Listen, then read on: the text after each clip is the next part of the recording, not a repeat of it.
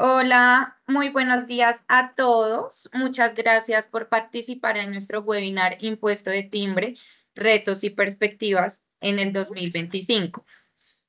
Vamos a dar inicio a nuestro webinar en este momento. Daniela, siguiente, por favor. Unas indicaciones importantes antes de comenzar nuestro webinar. Y es que este webinar va a ser grabado desde su inicio y en el transcurso del día las memorias del evento van a ser enviadas a los correos del cuales se registraron, tanto la grabación como la presentación de esta misma. En caso de existir dificultades técnicas durante el evento, les pedimos informarnos por el chat y mantenerse en línea.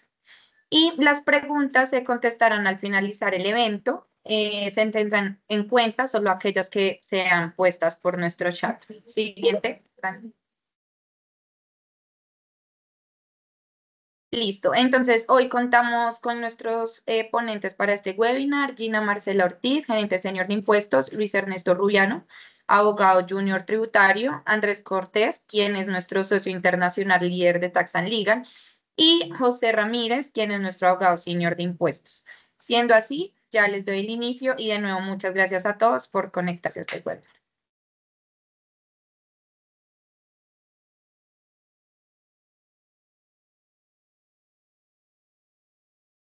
Listo, perfecto. Entonces, con relación al impuesto de timbre, pues quisimos realizar esta capacitación y como dando apertura a la charla con la intención de que para nuestros clientes y para todas las personas interesadas, pues se pudieran informar acerca de cuál es la importancia de este impuesto, cuál es su aplicación y sobre todo cuáles son las diferentes reglas o la minucia que este puede tener de cara a la aplicación del mismo, puesto que es un impuesto que no venía estando implementado dentro de la legislación tributaria, o que por muchas personas no había sido entendido, y lo que vamos a hacer ahorita pues es entrar en cada uno de sus elementos esenciales. Entonces vamos a la siguiente diapositiva.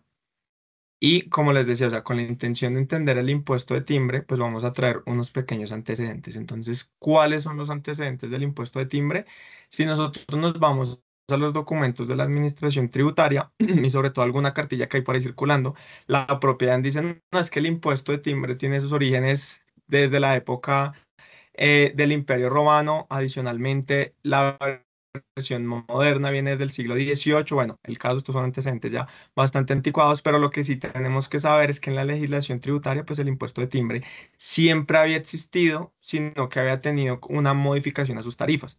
El impuesto de timbre es un impuesto pues de carácter documental, que ya veremos más adelante, que grava la suscripción de ciertos actos o el otorgamiento de ciertos documentos, y que en su momento estaba grabada una tarifa del 1,5%. O sea, generaba que sobre el valor del acto se causaba un impuesto del 1,5%.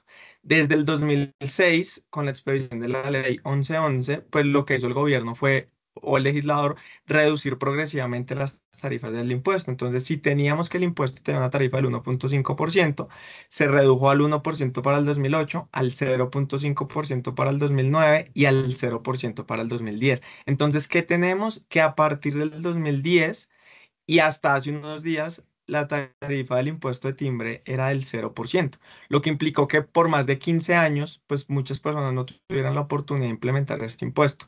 Y acá es donde nace, donde recae la importancia de esta charla, que al haber pasado tanto tiempo sin que se hubiera tenido la necesidad de estudiar este impuesto, pues ahora vino y se nos impuso casi que de una semana para otra, y tenemos que entender pues cuáles son los elementos que definen este impuesto y que van a ser como relevantes de cara a las operaciones que podamos tener, porque como vamos a ver un poco más adelante, este impuesto va a englobar casi que todas las operaciones que se celebren, bien sea entre particulares o ante entidades públicas. Vamos a la siguiente diapositiva, por favor.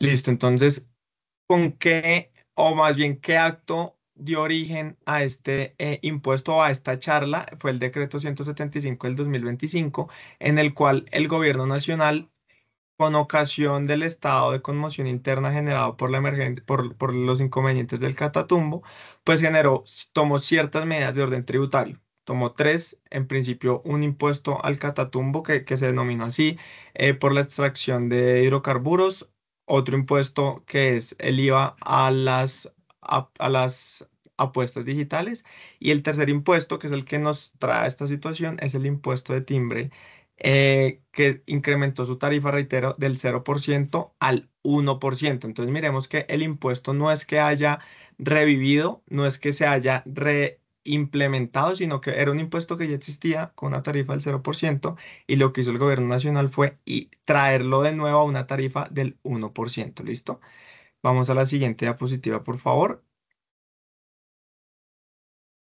Entonces, bueno, como les comentaba, el impuesto de timbre o el incremento de la tarifa del impuesto de timbre se dio con ocasión de un decreto legislativo que estaba asociado a la declaratoria de conmoción interior en el Catatumbo.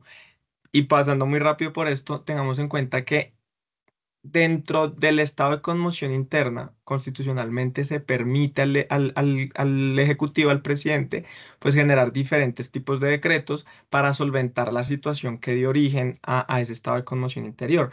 Entonces, en virtud de ello, pues se puede decretar este estado por 90 días, en principio 90 días, prorrogables por dos periodos más de 90 días y se podrán adoptar las medidas necesarias para conjurar el estado durante la vigencia del mismo. O sea, ¿esto qué quiere decir? Que si yo decreto un estado de conmoción interna por 90 días, las medidas que yo tome solo deberán durar esos 90 días. Si posteriormente hago prórrogas, pues la medida no podrá exceder de estas prórrogas. Entonces tenemos que en principio hay una conmoción interna decretada por 90 días, hay un decreto legislativo en el cual se dice se crea el impuesto de timbre o más bien se incrementa la tarifa del impuesto de timbre al 1% y esto implica que la medida únicamente debería durar lo que dure el estado de conmoción interior. ¿Qué pasa con este decreto? Que el decreto sí tiene una vigencia hasta el 31 de diciembre del 2025. Entonces ahí tenemos una incompatibilidad donde el decreto dice estoy vigente hasta el 31 de diciembre del 2025, pero constitucionalmente se me dice que el decreto no puede ser el término de la emergencia. Entonces esto es un tema que ahorita está generando bastante debate, es un tema que tiene que resolver la Corte Constitucional porque la Corte Constitucional va a analizar este decreto.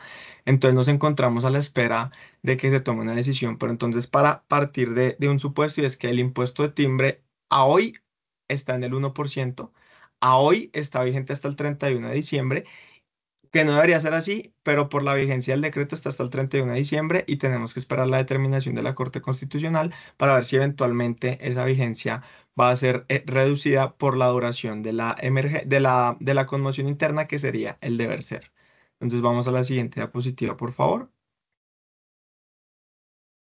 Listo. Y entonces, pues en esta charla vamos a estar enfocados en el impuesto de timbre, como les decía, el impuesto de timbre que fue eh, cuya tarifa se incrementó con ocasión del decreto 175, pero también tenemos que hacer una precisión importante y es que hace con la ley 2277 del 2022, pues la reforma tributaria, la última que se implementó hace par de años, pues implementó también un impuesto de timbre, pero exclusivamente sobre la enajenación de bienes inmuebles.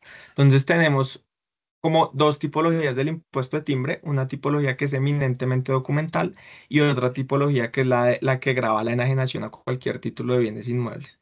Entonces, tengamos muy en cuenta que en esta charla nos vamos a centrar eminentemente en el impuesto de timbre de carácter documental, aun cuando el impuesto de timbre siempre es documental, pero entendiendo que hay dos tipologías, una pues asociada más a los documentos y otra a la enajenación de bienes inmuebles. Y simplemente para que tengamos la noción de a qué refiere este impuesto de timbre asociado a bienes inmuebles, pues que la norma me decía que cuando yo enajene a cualquier título bienes inmuebles y esa operación se le da escritura pública, se generará un impuesto de timbre del 1,5% cuando el valor del inmueble supera 20.000 VTs, que son casi 1.000 millones. Ahí lo tenemos en 995 millones, y será el 3% cuando el valor del inmueble supere 50.000 VTs, que es casi 2.500 millones. Entonces, importante que entendamos estos antecedentes. Entonces, el impuesto de timbre siempre ha existido. Lo segundo, con el decreto legislativo lo que se hizo fue incrementar la tarifa. Tercero, la vigencia del decreto pues debería ser hasta lo que dure la conmoción interna, no hasta el 31 de diciembre, pero en el texto del decreto estableció hasta el 31 de diciembre. Y cuarto, hace un par de años se había hablado ya de un impuesto de timbre, pero era un impuesto de timbre asociado exclusivamente a la enajenación de bienes inmuebles. Entonces, ahorita vamos a entrar más a detalle en lo que nos atañe, que es el impuesto de timbre asociado específicamente pues, a documentos que incorporan obligaciones. Vamos a la siguiente diapositiva, por favor. Listo. Entonces, vamos a proceder ahora con los elementos esenciales del impuesto de timbre, iniciando por el hecho generador. Entonces, doy el paso a Luis. Gracias, José. Bueno, una vez ya abarcamos el tema de los antecedentes, la vigencia, el tema de la constitucionalidad del decreto, es necesario ya entrar a analizar cuáles son los elementos esenciales del impuesto. En este caso, antes de entrar al hecho generador, la base gravable y la tarifa, queríamos traerles un poquito de qué era el impuesto de timbre. Y es que en la misma cartilla que mencionaba José, que andaba circulando de la DIAN, nos dice que este es un tributo que tiene un carácter documental. ¿Por qué es un carácter documental? Porque es que el tributo está recayendo sobre documentos públicos o privados donde conste la constitución, existencia, modificación o extinción de las obligaciones. Adicionalmente, podemos ver que este impuesto tiene la característica de que es formal, porque está grabando como tal la forma escrita, y es directo porque está grabando a las personas que están incurriendo en el acto, es decir, a las partes en un contrato. Las partes van a ser sujetos pasivos del impuesto. Y adicionalmente, y es un concepto que vamos a mencionar al final de la presentación, nos dice que el impuesto es de causación instantánea, es decir, que nace en el momento en el cual estamos suscribiendo los documentos. Entonces, traemos un poquito la definición para ya dar paso al el hecho generador. Dani, por favor, la siguiente. Ahora bien, si nosotros nos vamos al estatuto tributario, el artículo 519 nos habla de una base gravable. Es decir, no vemos un artículo como tal que mencione o que tenga un título de hecho generador. Sin embargo, en este mismo artículo 519 nos mencionan cuáles son esas particularidades que debemos tener en cuenta, y nos establece dentro de ese mismo artículo cuál es el hecho generador del impuesto. Entonces, si nosotros analizamos el artículo 519 de una manera conjunta, nos damos cuenta que el hecho generador del impuesto va a recaer sobre el otorgamiento o aceptación de documentos en el país o en el exterior que tengan obligaciones que sean ejecutadas en el territorio nacional. Adicionalmente, como lo mencioné en la definición, nos menciona que debe haber una constitución, existencia, modificación o extensión de obligaciones, y algo en lo que queremos hacer hincapié es en la cuantía de los documentos. En este caso, se nos menciona que la cuantía debe ser de 6.000 VTs, que recordemos que la VT para el 2025 es de 49.799 pesos, y esto nos da un valor aproximado de 298 millones. Adicionalmente, tenemos unas particularidades en el caso de las personas que intervienen en los actos. En este caso, se nos menciona que el otorgante, aceptante o suscriptor puede ser o una entidad pública, una persona jurídica o similar, o una persona natural. Sin embargo, en el tema de las personas naturales se nos hace una precisión, y es que debe ser una persona natural con calidad de comerciante y que en el año inmediatamente anterior hubiera tenido unos ingresos brutos o patrimonio bruto superior a las 30.000 VTs, que más o menos son 1.500 millones de pesos. Por favor, vamos a la siguiente. Habiendo analizado el artículo 519 del estatuto, podemos entender 5 aspectos que son fundamentales para el análisis del impuesto de timbre.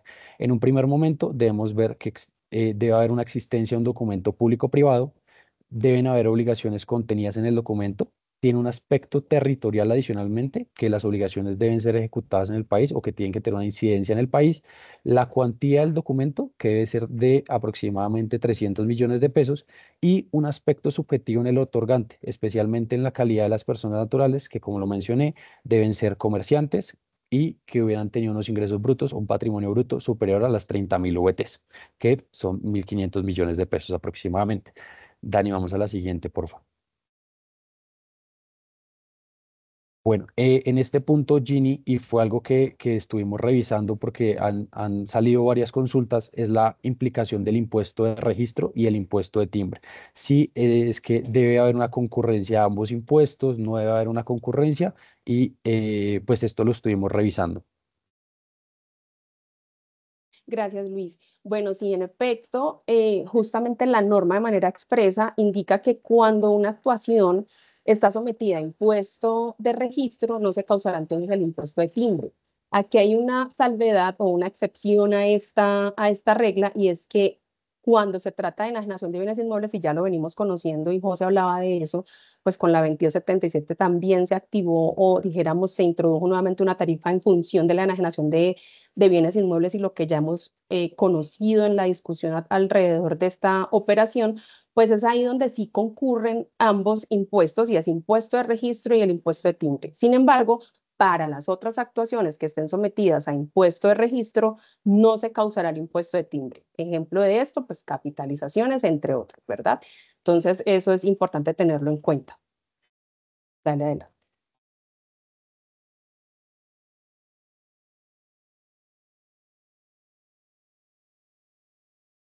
Listo. Entonces, volviendo un poquito a los elementos esenciales, ya vimos el hecho generador y ahora vamos a ver la base gravable del impuesto. En cuanto a la cuantía, nos dice claramente el artículo 519 que deben ser de documentos superiores a las 6.000 VTs y se nos han abierto un mundo de consultas acerca, bueno, por ejemplo, ¿qué está pasando en los contratos de mandato? Yo en un mandato le estoy haciendo una solicitud a una persona para que ejecute X actividad que tiene un X valor, pero yo también le estoy dando una remuneración a esta persona por la ejecución de sus actividades. En el caso del mandato, hay un concepto que ha salido en estos días y hago una precisión, es que la mayoría de conceptos que nos vamos a encontrar son del año 99, 2001, 2002, y en este caso la DIAN en su momento nos mencionó que en los contratos de mandato la base gravable iba a ser únicamente el valor que yo le fuera a pagar al mandatario por la ejecución de su actividad, sin importar la cuantía del encargo que yo le estoy haciendo a esa persona. Adicionalmente, y Ginny, esto también lo estuvimos viendo, era el tema de los contratos de ejecución sucesiva y aquellos de duración indefinida, que hay varias precisiones que hacemos en este punto.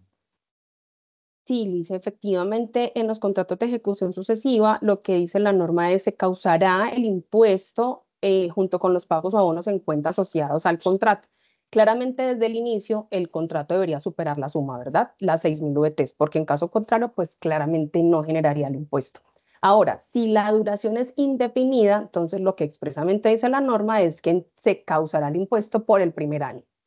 Entonces, son, dijéramos, asuntos que hay que tener en cuenta. Dentro del contrato de ejecución sucesiva tenemos muchísimos, pero voy a poner como ejemplo el de suministro, el mismo arrendamiento, licenciamiento, entre otros. Dale adelante, Luis.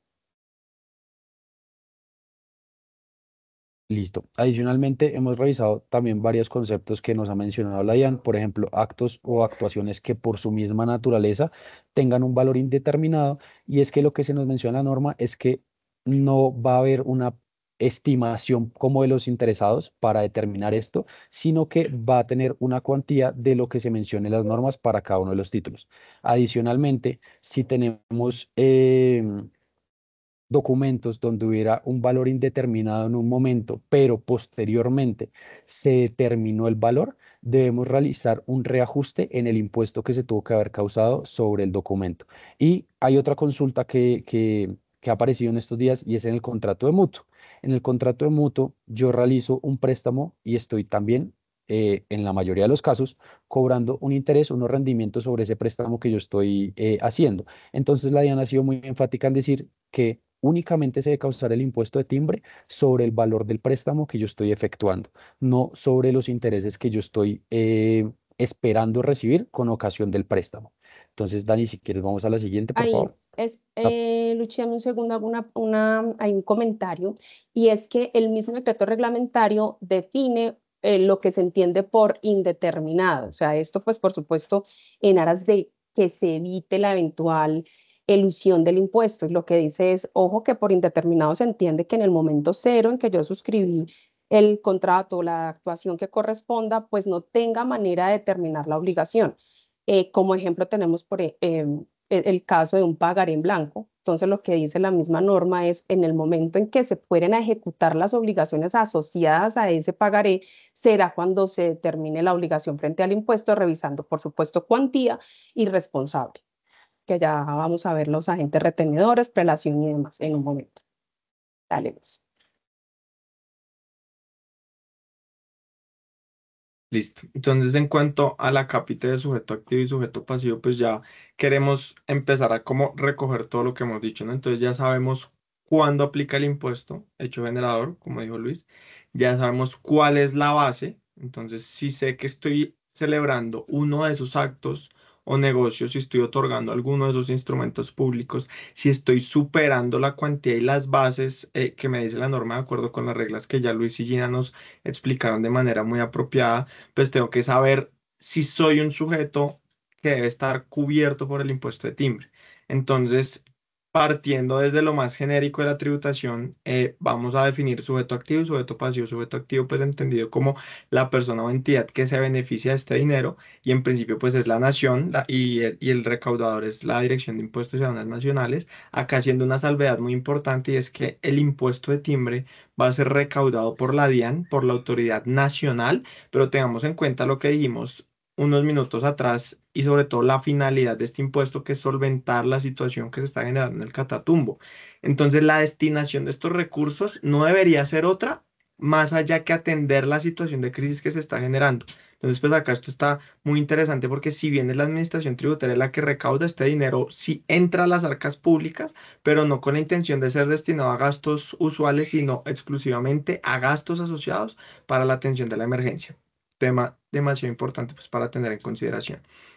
Y como segundo punto, pues, ¿quién es el sujeto pasivo? ¿Quién es la persona obligada a soportar la carga económica de asumir este impuesto? Entonces, lo primero que nos dice la norma son los otorgantes, giradores, aceptantes, emisores o suscriptores de estos documentos que ya vimos, documentos en los cuales se establezca una obligación, se cree, modifique o extinga una obligación.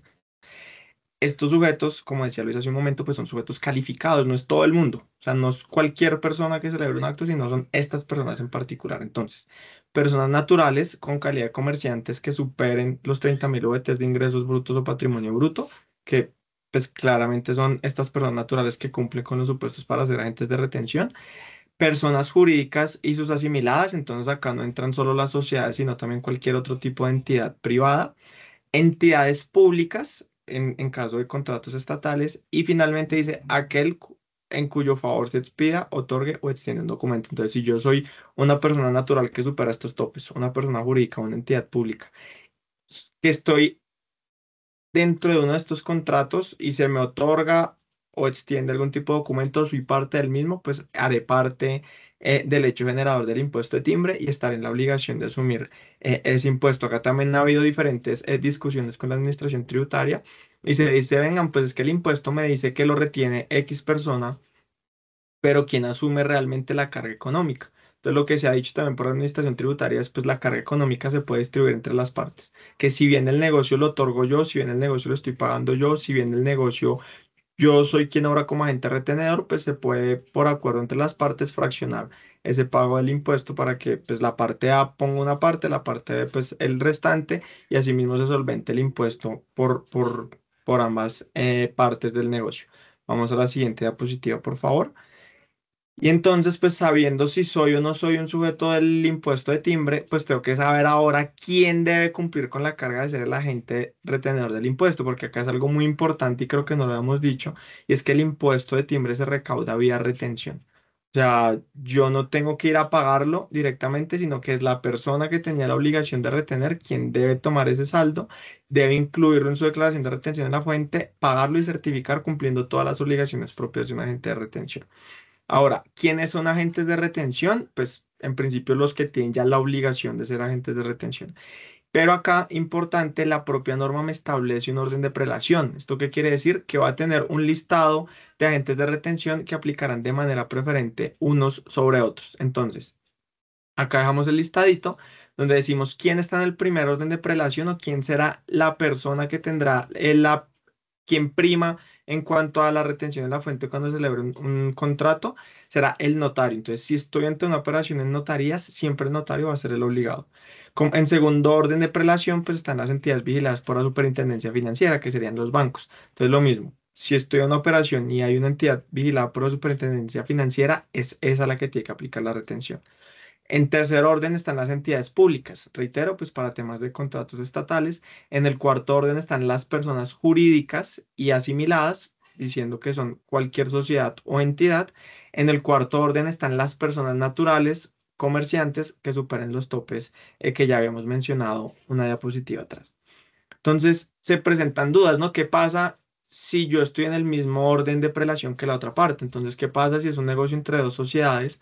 Ambas sociedades son agentes de retención, ambas sociedades están en el mismo orden de prelación. ¿Quién tiene el deber de practicar la retención en la fuente correspondiente? Pues la propia norma nos dice que cuando haya dos entidades o dos personas en el mismo orden de prelación, quien practica la retención en la fuente es quien realiza el pago. ¿Listo? Acá hay una excepción que la vamos a ver un poquito más adelante, pero importante que tengamos eso en cuenta. Ahora, dos punticos relevantes a considerar en materia de retención en la fuente del impuesto de timbre. Entonces, lo primero es que la declaración del impuesto de timbre, o más bien los valores retenidos con ocasión del impuesto de timbre, se tienen que incluir en el formulario 350 y se tienen que incluir en el renglón 135 que está expresamente dispuesto para incluir los valores retenidos con ocasión del impuesto de timbre.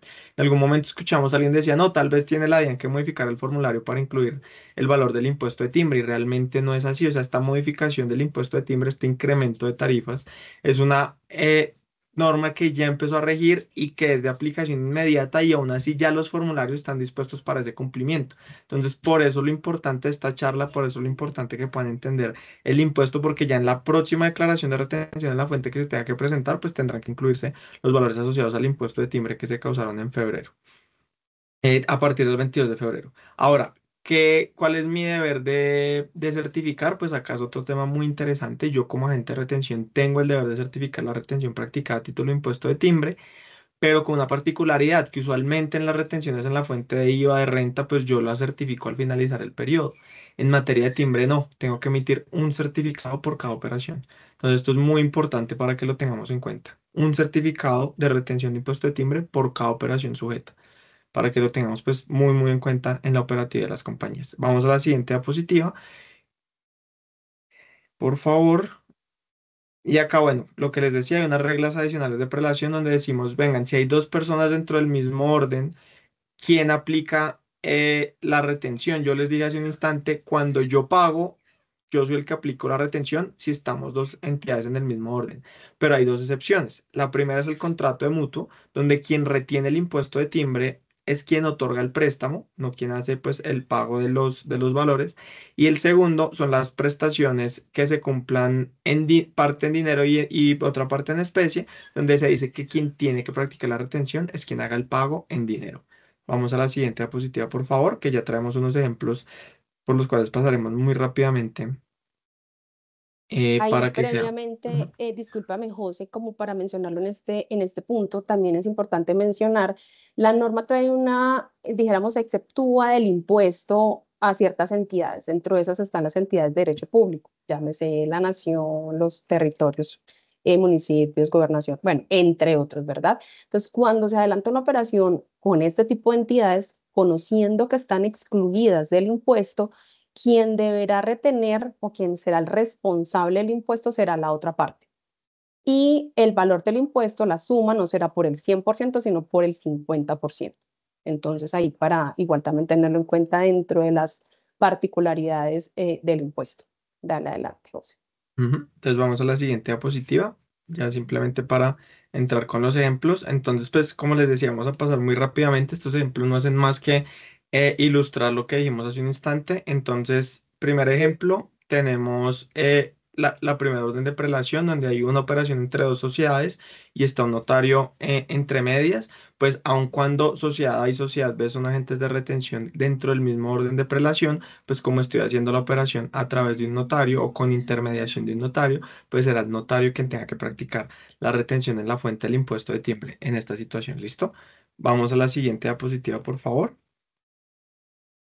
Desde esta diapositiva, ahora no hay sociedad A y sociedad B, sino una sociedad A, una entidad financiera y adicionalmente un notario. Entonces miremos que dentro, como veíamos dentro del primer orden están los notarios, en el segundo orden las entidades financieras, en el cuarto orden estaban las sociedades. Entonces, acá, aun cuando el banco tiene prelación sobre la sociedad, pues el notario tiene prelación sobre el banco.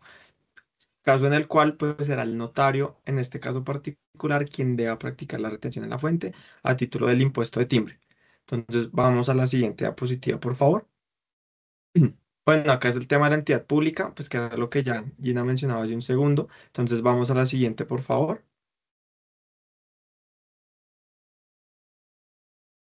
Listo. Esta es la típica, una operación privada que se está realizando entre dos entidades, dos sociedades, perdón, sociedad A y sociedad B. Como decíamos, cuando yo estoy en el mismo orden de prelación, quien tiene que aplicar la retención en la fuente será la entidad que hace el pago. En este caso, sociedad A será quien tiene que retener el impuesto de timbre. Vamos a la siguiente diapositiva, por favor. Listo, estamos en el otro supuesto donde ya no es una sociedad A, pero donde no es una sociedad con sociedad, sino sociedad con un comerciante que supera los topes. En este caso, ambas personas pues cumplen con los supuestos para ser obligados del impuesto de timbre. Acá simplemente para hacer un poco más ilustrativo el caso pusimos que el comerciante era el pagador y la sociedad era la receptora. Cuando, como les había dicho antes, cuando yo esté en el mismo orden de prelación, quien retiene es el pagador, pero recordemos que en este caso la sociedad tiene prelación sobre la persona natural. Entonces acá, aun cuando yo comerciante hago el pago, quien tiene que aplicar la retención es la sociedad receptora porque está en un orden superior al de la persona natural. Vamos a la siguiente diapositiva, por favor. Bueno, acá el ejemplo, dos personas naturales, comerciantes que superan los topes. Reiteramos, mismo orden de prelación, entonces quien debe retener el impuesto es quien realiza el pago, que sería el comerciante, pues que está a la izquierda. Y vamos a la siguiente diapositiva, que ya sería el último ejemplo, donde tenemos dos personas naturales que no son comerciantes, tal vez superan los topes de los 30.000 UVs, pero no son comerciantes, pues en este caso no se causa el impuesto de timbre, porque el impuesto de timbre es muy particular en cuanto a los sujetos cobijados y cuando hay dos personas que en principio no están sometidas al impuesto, pues no se causará para ninguna de las partes. Entonces tengamos en cuenta que las operaciones entre privados o entre personas naturales que no sean comerciantes o que de pronto no superen los topes de ingresos y patrimonio, pues no estarán sometidas al impuesto de timbre, porque esto es un tema que inclusive en las noticias o en la prensa se decía, no es que el impuesto de timbre va a afectar a todo el mundo. Pues vemos que evidentemente no es así. Aplica a ciertas personas que celebren ciertos actos y que superen de determinadas cuantías. ¿Listo? Entonces vamos ahora sí a la siguiente diapositiva. Y acá damos paso pues a un procedimiento importante que es qué pasa si se retiene en exceso el impuesto de timbre, qué pasa todo el tiempo, qué pasa cuando retengo renta cuando retengo renta en exceso, pues qué pasa cuando retengo timbre en exceso, pues lo que dice la norma reglamentaria y es la misma norma que reglamenta el tema de la devolución cuando se practican retenciones de renta en exceso, dice listo, pruébame la improcedencia de la retención, solicite la devolución, esa devolución deberá ser solicitada dentro del término que establece el Código Civil, pues que serán 5 años, y el término de los 5 años se contará a partir de la fecha en la cual se practicó la retención. Entonces, si usted practicó una retención en exceso, a partir de ese momento es que usted tiene 5 años para solicitar esa devolución de esas retenciones practicadas en exceso. Vamos a la siguiente diapositiva, por favor. Ah, listo, y prueba de no sujeción al impuesto. Entonces, como les decía hace un momento, el impuesto de timbre se causa cuando sea el acto calificado, se supere la cuantía y estén los sujetos que cumplan con los supuestos para ser responsables del impuesto de timbre. Pero entonces el propio decreto reglamentario me dice, cuando yo no sea un sujeto del impuesto, pues ¿qué debo hacer? O yo como agente de retención, ¿cómo hago para saber si la otra persona no estaba sometida al impuesto? Y acá pues ponemos un ejemplo claro, pues un acto de notaría que se celebre por parte de dos personas naturales no comerciantes. Pues el notario dirá, pues es que ninguna de las partes es obligada al impuesto de timbre. Lo que nos dice la norma reglamentaria es simplemente genere una certificación o una constancia llaman, entréguesela al sujeto que debería ser el agente retenedor y dígale, yo no cumplo con estos supuestos por esta y estas razones. Pues en mi caso sería, soy persona natural no comerciante y no supero topes. Y en ese caso, pues el notario en este ejemplo se abstendría a practicar la retención en la fuente correspondiente a esa operación, teniendo la obligación, pues claramente, de conservar los documentos para acreditar cualquier posible fiscalización ante la administración tributaria. Ahora sí vamos a la siguiente diapositiva, por favor. Y listo, vamos a entrar ahora al tema de tarifa. Entonces Luis nos puede contar al respecto. De una, José, claro que sí.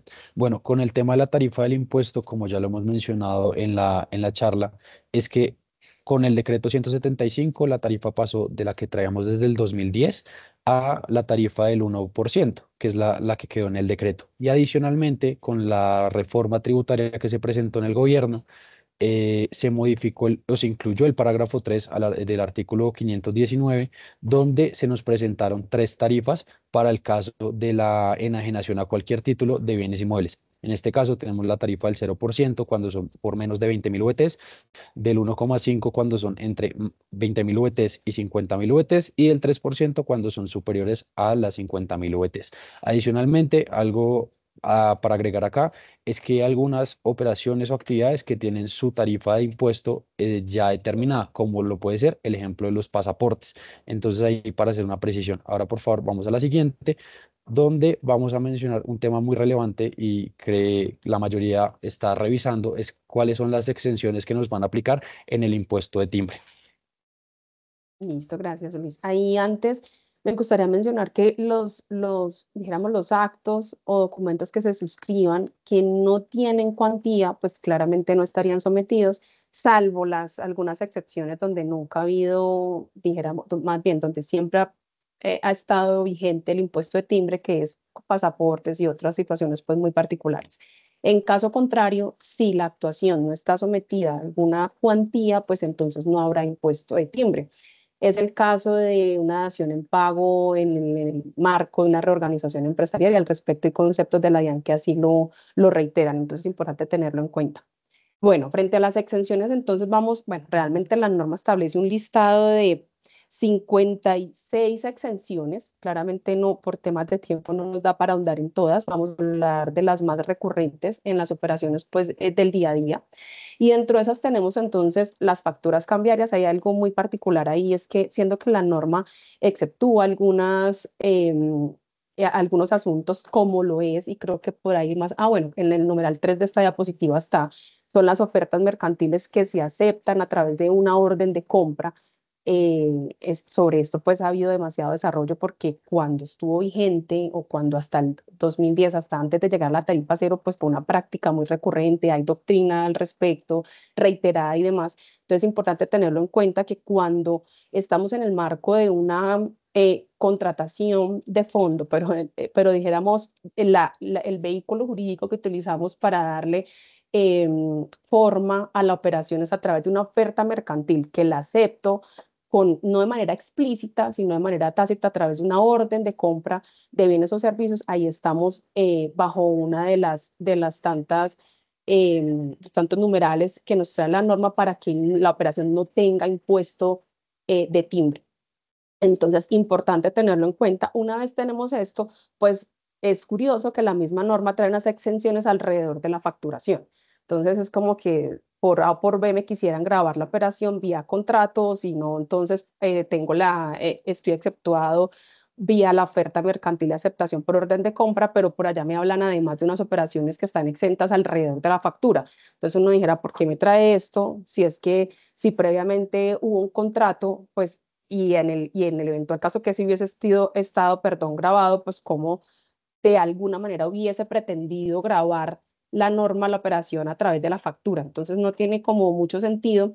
No obstante, alrededor de las facturas, la misma norma dice, bueno, bien sea factura cambiaria, entonces estamos por allá en el marco de además por la misma redacción de la norma de operaciones a través de o que se realizan por comerciantes, porque entonces me habla de que esté registrado en la Cámara de Comercio, etcétera. Entonces me habla de un contexto de operaciones de comerciantes.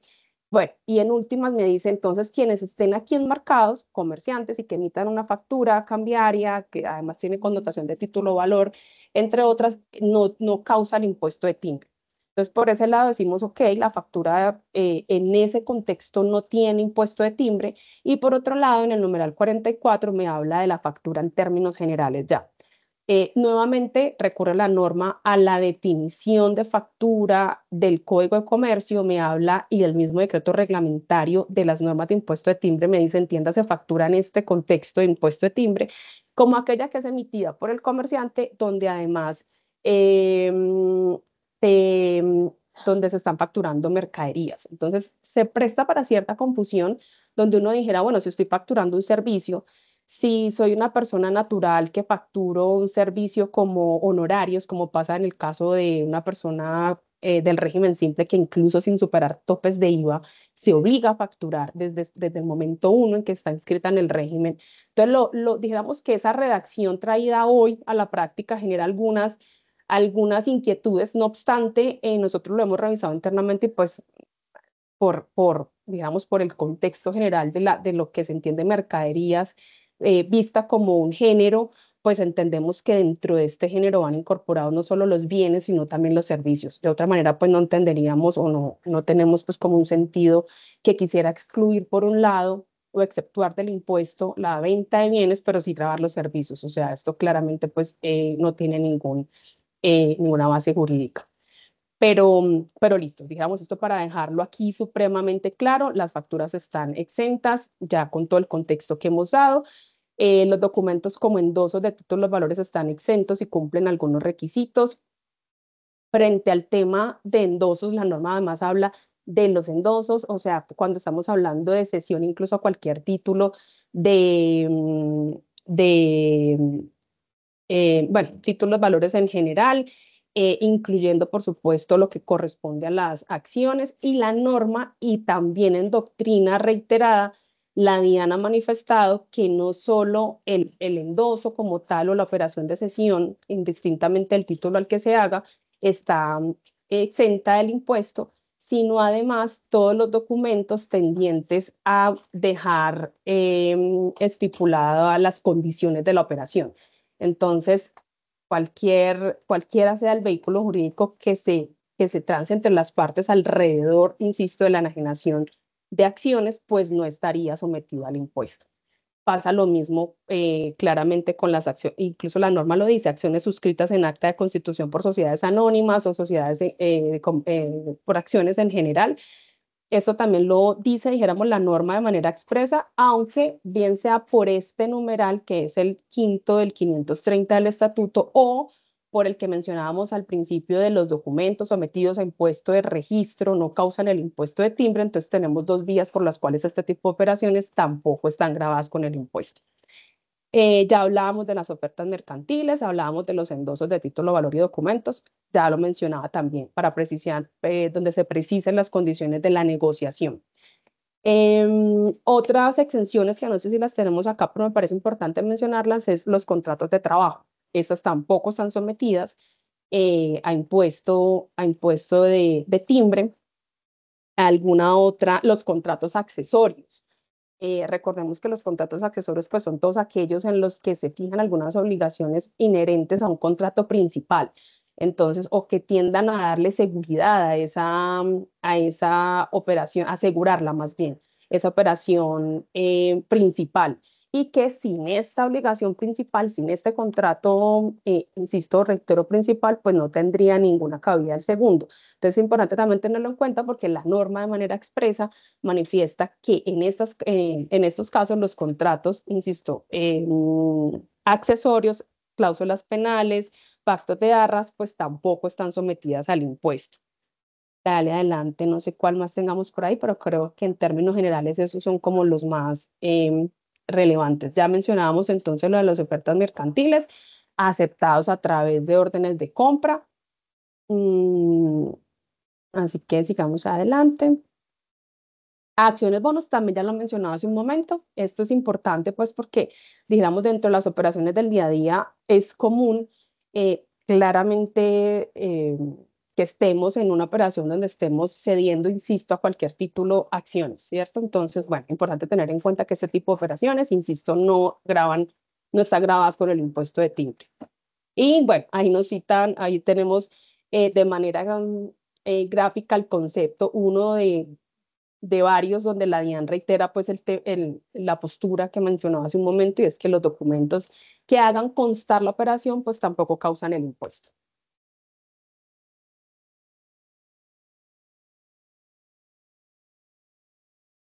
Igual, los contratos accesorios, creo que los desarrollé hace un momento. Importante tener en cuenta pues que en este caso no hay lugar, pasa lo de las facturas cambieras que ya también lo mencionaba, la confusión que eventualmente pudiera llegar a generarse, pero al mismo tiempo les mencionaba que en últimas hemos concluido que de manera general pues las facturas no estarían sometidas al impuesto por este numeral. Aquí tenemos el octavo, pero también el 44, que nos hablan ya de facturas en términos generales. De hecho, la misma norma nos remite al 944 del Código de Comercio, y pues ahí vamos a ver todo lo que tiene que ver con la aceptación tácita, si no hay dijéramos, algún asunto para no aceptar la factura entre los 3 días siguientes a su emisión, etcétera. Pero en últimas, lo que hemos entendido bajo este supuesto, insisto, no sería, o sería el octavo junto con el numeral 44, es que las facturas en términos generales, bien sea que incorporen la venta de un bien o un servicio, no estarían sujetas al impuesto. La promesa tampoco. Pasemos adelante, promesa de bienes inmuebles, importante tenerlo en cuenta. En cuanto a los bienes inmuebles, ya vimos y lo mencionábamos al inicio, de cara a la ley 2277, pues se introdujo nuevamente una tarifa para la enajenación de inmuebles a cualquier título también, con algunas excepciones como aportes, operaciones particulares que en su momento se discutieron y hoy pues son un poco pues pacíficas, pero en lo que tiene que ver con inmuebles que estén en estratos 1, 2 y 3, en ese caso la escritura pública de enajenación no se somete al impuesto de timbre.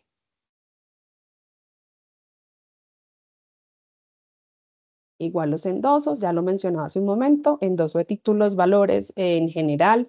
Aquí tenemos pues que lo que mencionábamos también ya, un poco aquí para reiterar que las condiciones de negociación tampoco están sometidas al impuesto.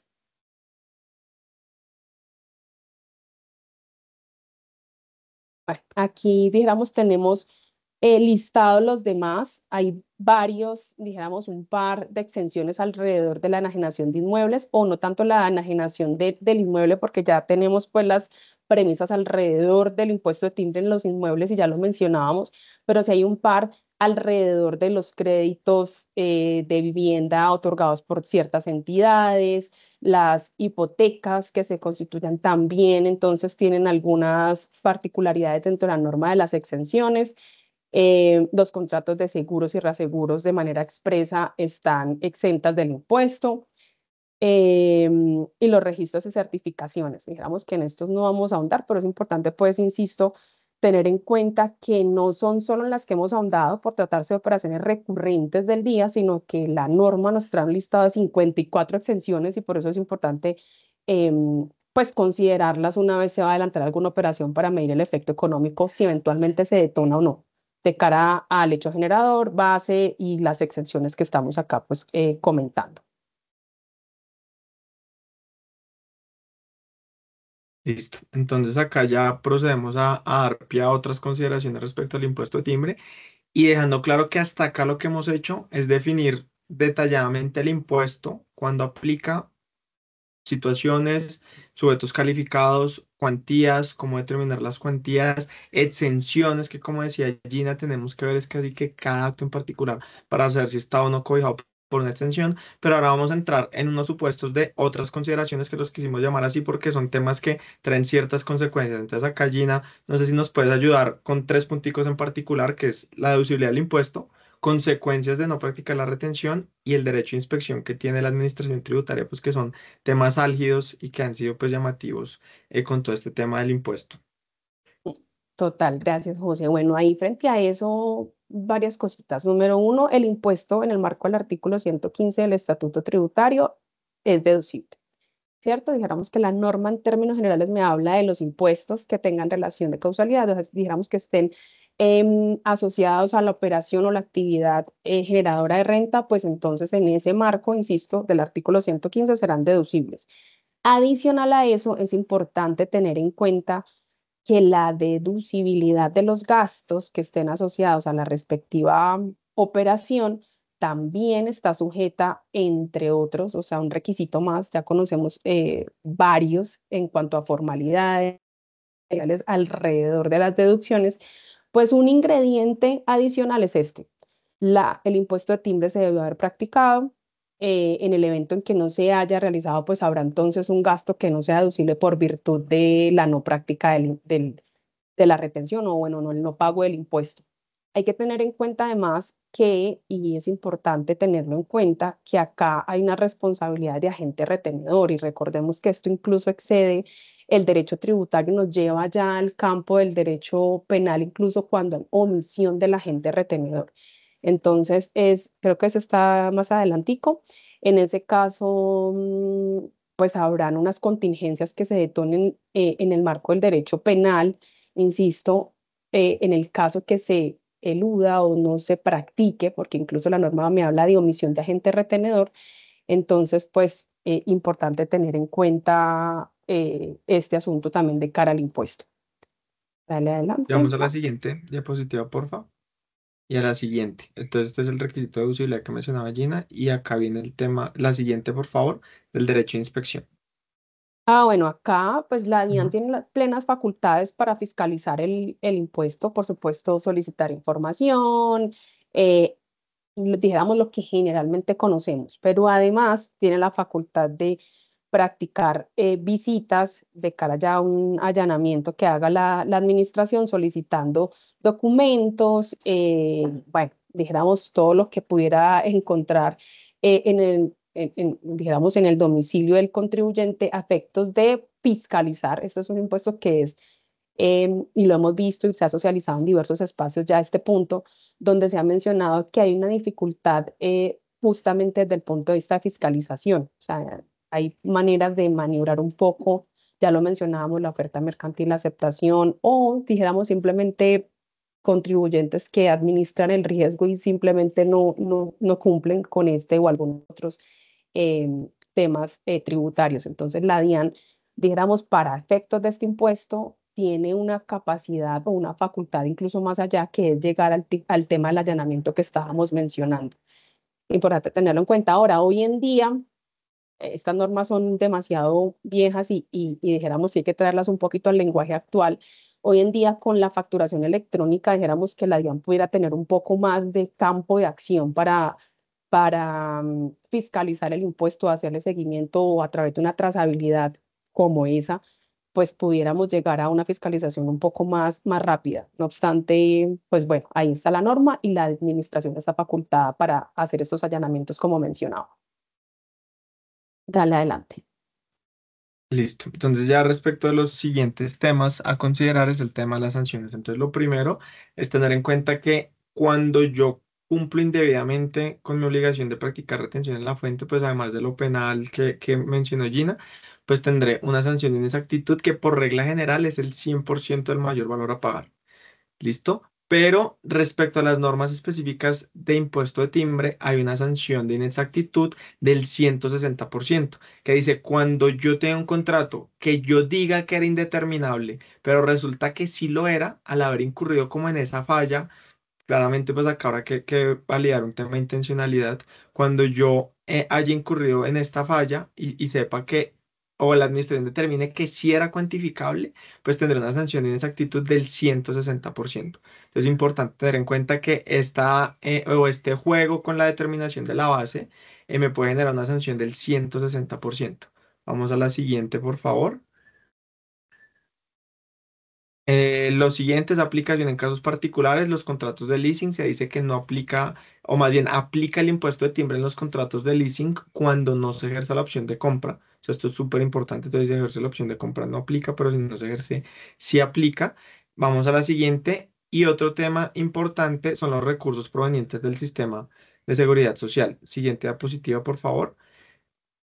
Que esta diapositiva ahora sobre los sobre los recursos del sistema de seguridad social, donde se dice hay una exención respecto a este tipo de recursos. Por lo tanto, si yo soy una entidad que administra recursos del sistema general de seguridad social y estoy operando con esos fondos, pues esos fondos no estarán sometidos al impuesto de timbre. Y para ello, pues habrá que dejar constancia de la exención, que fue también un tema que vimos hace unos minutos.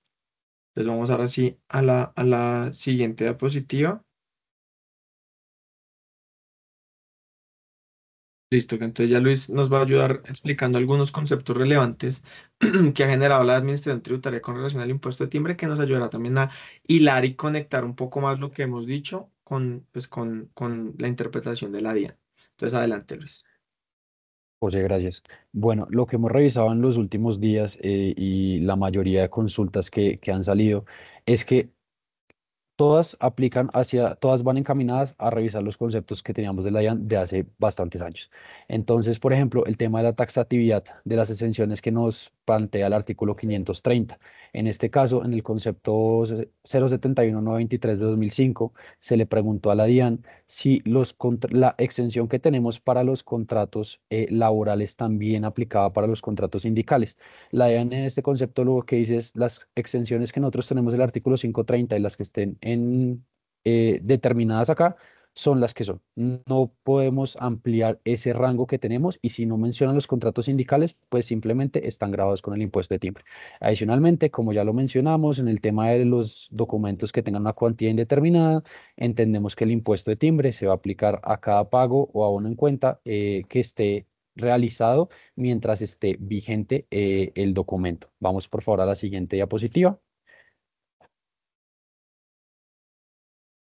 Acá un tema que les mencioné cuando expuse cuál era esa definición del impuesto de timbre que estaba en la cartilla de la DIAN, y es que está un concepto que es del año 2000 donde se le asigna ese carácter de instantáneo y se menciona algo que para nosotros es importante, que es que este carácter instantáneo es ajeno a cualquier acontecimiento posterior que impida su ejecución. ¿Qué nos dice la DIAN acá? Nosotros suscribimos un documento el día de hoy. Por X o Y razón, el contrato no se pudo ejecutar de aquí a 3 meses.